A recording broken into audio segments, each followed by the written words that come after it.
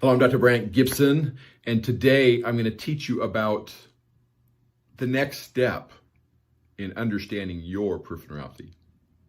So, as a little review, you remember that we've gone through multiple things over the last 8 days. We've talked about the peripheral nerve. We've talked about the central nervous system versus the peripheral nervous system. We've talked about the somatic nervous system and its parts, sensory and motor nerves, and the neuropathies that come with those. We've also talked about autonomic neuropathy, the other part of the peripheral nervous system, and how it can affect you not just in your hands and your feet, but systemically and cause major problems. We've also talked about the common symptoms. And the goal of all of this is to give you a better understanding. A secret that I've learned is if you understand peripheral neuropathy, you get a better handle on your peripheral neuropathy and can actually get control of it. But peripheral neuropathy is a unique problem. Every single individual, even in families that have peripheral neuropathy, will have some unique features. They will be a little bit different. They may feel different. They may have symptoms that are different. It may affect different nerves. It may affect sensory and motor nerves instead of just sensory, or it may affect autonomic nerves and not sensory, or whatever.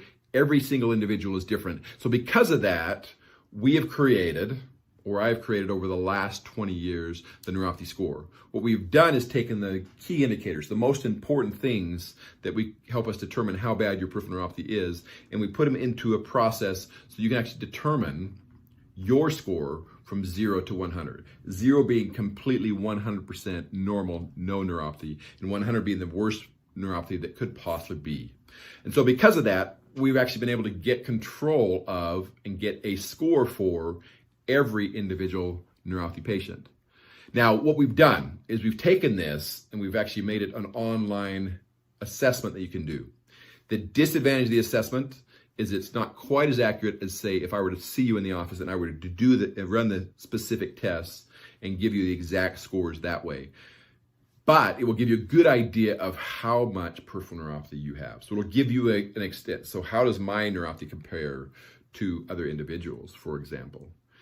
The neuropathy score is very, very valuable because it will do 3 things. One, like we said, it will help you compare where do I fit on this continuum from normal to the worst neuropathy I could have.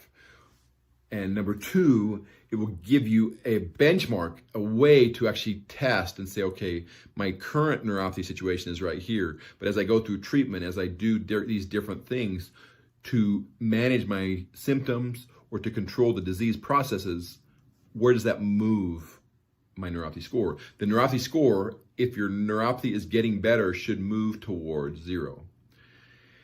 And the third thing that it will allow you to do is it actually allows you to understand how long it's going to take to truly get control of your peripheral neuropathy.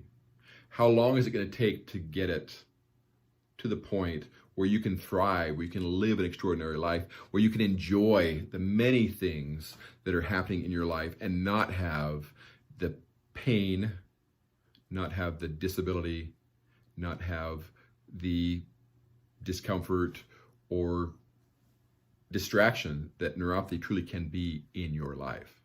So you should get your neuropathy score. We will include it here in the description. It's a very important part, and you can actually go take that assessment and get your current neuropathy score. This is Dr. Brandt Gibson, and this is Neuropathy Nugget Day 9. So we have just ended, or we're just coming to the end of the portion of these neuropathy nuggets that are helping you understand peripheral neuropathy. And now we're going to move over to the portion that will teach you how to manage those symptoms. And as you start to manage those symptoms, you can start the process yourself